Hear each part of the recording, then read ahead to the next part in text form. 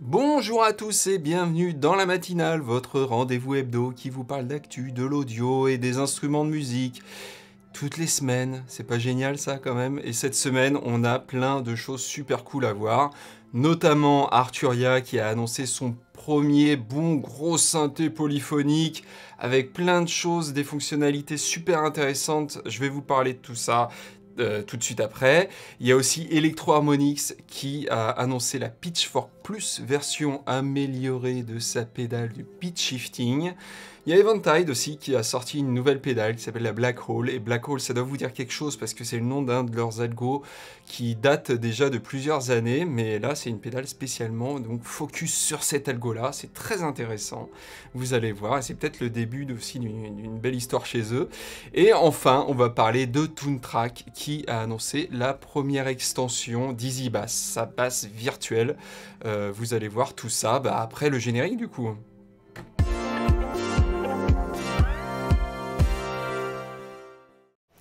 Et donc, on va commencer avec Arturia, la boîte française de Grenoble, qui a annoncé une énorme chose, parce qu'elle a annoncé tout simplement son premier polyphonique, synthétiseur analogique polyphonique 6 voix, avec 2 VCO analo, et clairement, cette synthé met l'accent sur ses possibilités de morphing.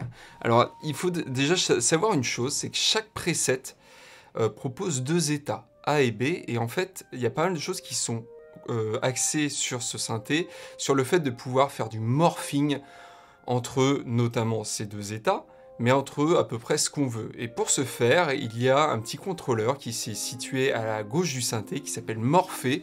C'est un contrôleur 3 axes, X, Y, Z, donc vous pouvez le pousser vers l'avant, vers l'arrière, à gauche, à droite et de haut en bas. Un petit peu à la manière de ce que propose Expressive I avec son toucher.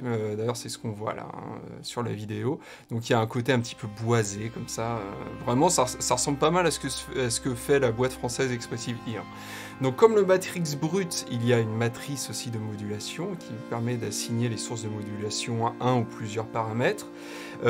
Juste au-dessus du clavier, il y a un ruban incrusté dans le bois directement, et ce ruban est en plus bipolaire avec une fente au centre. Et il propose plusieurs modes, un mode scan, un mode hold, on peut glisser son doigt ou tapoter dessus pour sauter directement à une valeur. On peut aussi brancher 2 pédales de switch, une pédale d'expression, il y a des molettes de pitch et de modulation. Donc vous le voyez, en fait, vraiment tout est axé sur le contrôle en temps réel. Alors on peut vraiment faire à peu près ce qu'on veut, les possibilités sont énormes, et en plus de ça, le synthé intègre, bien qu'il soit entièrement analogique, il intègre des effets numériques qui sont tout simplement issus de leur série de plugins. Il y a des effets de modulation, des effets de délai, de reverb, et donc ça permet d'avoir des possibilités assez énormes. Là on voit sur la fameuse matrice sur la vidéo. Le prix, il est de 2500 € environ. Donc oui, effectivement, c'est une somme, mais clairement, avec ce polybrut, Arturia se pose face aux cadors du secteur, tels que Moog avec son Moog One, ou Sequential de Dave Smith avec ses OB6 ou Prophet 6. Clairement, voilà, maintenant, Arturia a décidé de jouer dans la cour des grands. Et clairement, par rapport au Matrix brut, il faut savoir que c'est le positionnement un peu différent. Donc on a affaire là à un polyphonique. Et voilà, le Matrix brut, parce que c'est une question que j'ai posée du coup aux gens d'Arturia, le Matrix brut se destine plutôt avec toutes ses entrées-sorties CV, sa connectique CV, à être utilisé avec du modulaire, voilà. Donc là, on a vraiment un bon gros polyphonique, et franchement, les possibilités ont l'air assez énormes, et notamment, il y a des choses qu'on peut faire avec le Splice and Dice. On peut l'assigner au séquenceur parce qu'il y a aussi un séquenceur intégré. Enfin, les possibilités ont l'air juste énormes. Donc, n'hésitez pas à aller voir la vidéo d'Arturia, à vous renseigner dessus si les gros synthés vous intéressent. Et voilà quoi. Donc, c'était la première news du jour. Et franchement, toutes les semaines, on a quand même des grosses news, et ça fait bien plaisir. On va continuer avec Electro Harmonix. qui eux ont sorti une version améliorée de leur pédale de pitch shifting Pitchfork. Donc là on a 2 pitch shifts indépendants de plus ou moins 3 octaves, avec à chaque fois un detune de plus ou moins 99 centièmes. On a 2 sorties main et aux, et on peut faire à peu près ce qu'on veut. Il y a plusieurs options de routing en tout cas avec ces 2 sorties. Il y a 10 presets d'usine et 100 mémoire utilisateur. Il y a un mode, là vous voyez la personne qui est en train d'appuyer sur le bouton de droite. Il y a un mode latch, donc le mode latch c'est un mode assez classique où en fait on enclenche l'effet en appuyant dessus et on le désenclenche en rappuyant dessus. Mais il y a aussi un mode momentary, donc où en fait on laisse appuyer juste momentanément du coup, et ce qui permet d'enclencher l'effet en fait que quelques secondes. Ça c'est très pratique. Il y a une entrée pour pédale d'expression, vous avez vu là dans la vidéo, le monsieur joue avec une pédale d'expression, ou alors ça peut fonctionner avec du CV aussi, ça ce qui est assez intéressant. On peut contrôler avec ça la fréquence, le glissando ou le volume. Il y a aussi une entrée pour un foot switch externe, et il y a 8 modes, dont un mode qui est assez intéressant, qui s'appelle le X-mode, et qui fait en fait de la cross-modulation pour avoir des effets un petit peu typés FM ou ring modulator. Voilà. Donc c'est une version quand même assez améliorée du Pitchfork, et franchement, vu les pédales d'Electro-Harmonix, vu comment ça fonctionne, moi j'ai une POG par exemple, et le tracking fonctionne hyper bien, et allez voir aussi la vidéo d'Electro-Harmonix, ça a l'air de très très bien fonctionner. Le prix, il est, attention, c'est très précis, il est de 213,80 $. Donc voilà, on a un prix très précis pour une fois, c'est cool.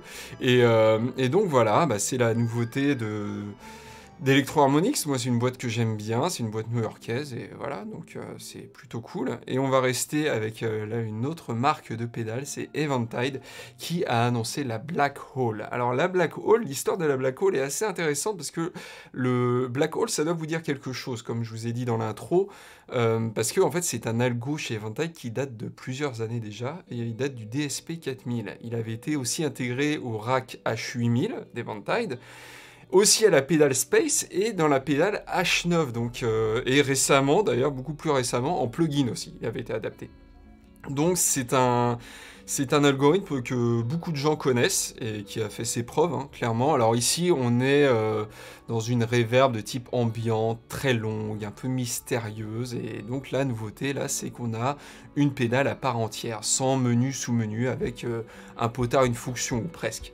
Donc il y a 5 presets sur la Black Hole. Il y a une reverb éthérée, donc plutôt, donc qu'on appelle Black Hole. Il y a la Dark Matter, c'est plutôt des délais un petit peu aériens. Il y a la Nebula qui est un peu plus tourbillonnante.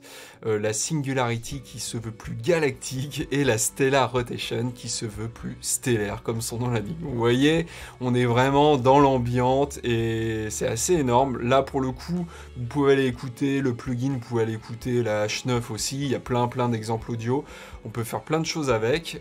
Pour retourner à la pédale en elle-même, on peut faire ses propres presets, évidemment. Il y en a 127 qui sont accessibles via MIDI. Alors c'est une entrée MIDI TRS, hein, en jack TRS. Mais on peut aussi accéder au MIDI avec le petit port USB et l'Eventide Device Manager. Voilà, il y a un pré-délai, il y a un contrôle de feedback, et il y a aussi une fonction freeze avec un deuxième foot switch situé à droite de la pédale, qui permet de geler le son et de former ainsi des nappes et des couches.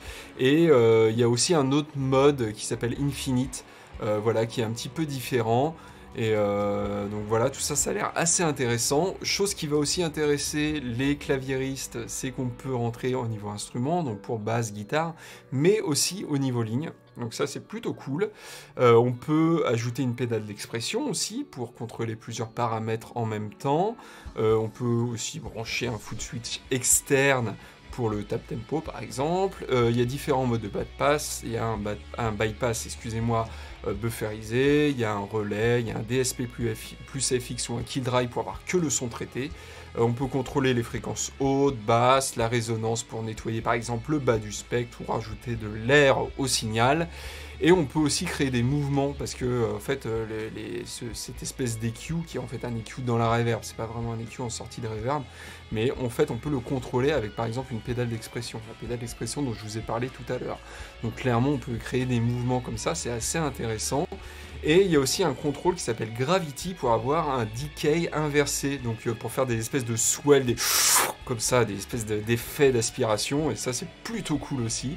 Une petite chose à savoir, Eventide m'a dit que aussi les presets, ils sont en train de travailler sur le fait de rendre les presets compatibles entre les différentes black holes, donc la H9 qui intègre aussi les algos black hole, mais aussi le plugin black hole et puis cette pédale black hole aussi, donc ça c'est plutôt cool. Le prix il est de 279 $ et surtout ce qui est intéressant, c'est qu'on le sait, Eventide, des algos, ils en ont plein. Ça fait des années qu'ils font des algos super intéressants. Allez voir, il y a eu plein de plugins qui sont sortis récemment. Allez voir la H9 par exemple qui propose plein d'algos et on se dit bah c'est sûrement, ça serait vraiment dommage de ne pas le faire, mais c'est sûrement cette black hole. C'est pour ça que j'ai trouvé cette news très intéressante, la première d'une grande série où clairement ils vont décliner petit à petit tous leurs algorithmes en pédales, et on sait qu'il y a beaucoup de guitaristes qui aiment avoir des pédales avec des réglages, on va dire directs, c'est-à-dire une fonction un potard. Les utilisateurs de synthé aussi aiment ça, mais les guitaristes aiment beaucoup ça. Et c'est vrai que la H9, moi pour en avoir une, c'est une super pédale hein, qui propose plein de choses dans un format très compact, mais c'est vrai que sans de smartphone ou d'iPad, eh ben, tout de suite c'est un petit peu plus dur quoi, pour entrer dans les réglages. Là, dans la Black Hole qu'ils ont annoncé hier, clairement c'est un contrôle beaucoup plus direct et je sais qu'il y a beaucoup de gens qui apprécient ça. Donc voilà, donc moi je trouve que c'est une plutôt bonne chose, une bonne idée de la part d'Eventide d'avoir sorti cette Black Hole.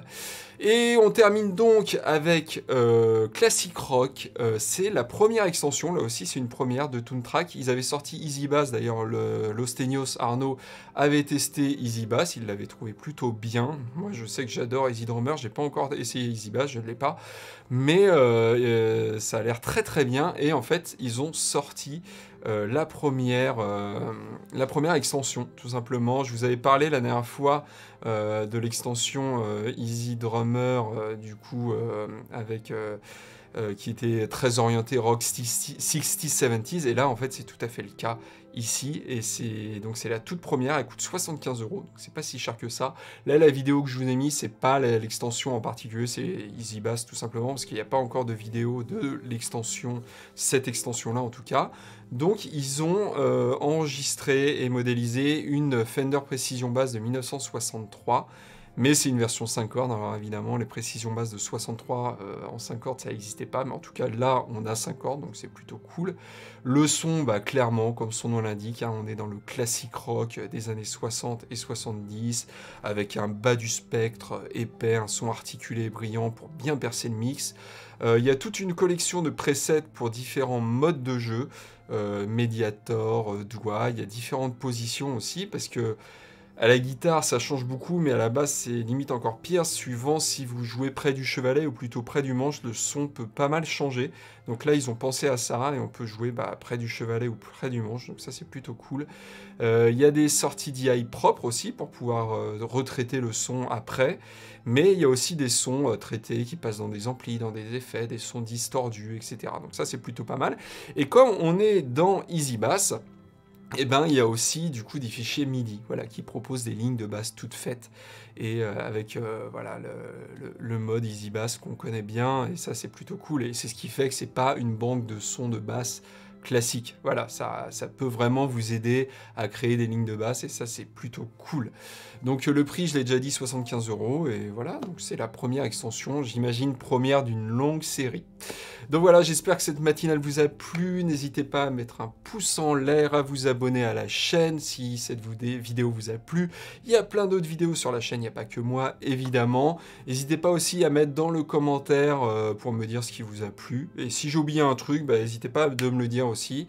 N'hésitez pas à me le dire, j'en parlerai la prochaine fois, pourquoi pas. Et puis voilà, je vous dis de toute façon à la semaine prochaine. Ciao, ciao!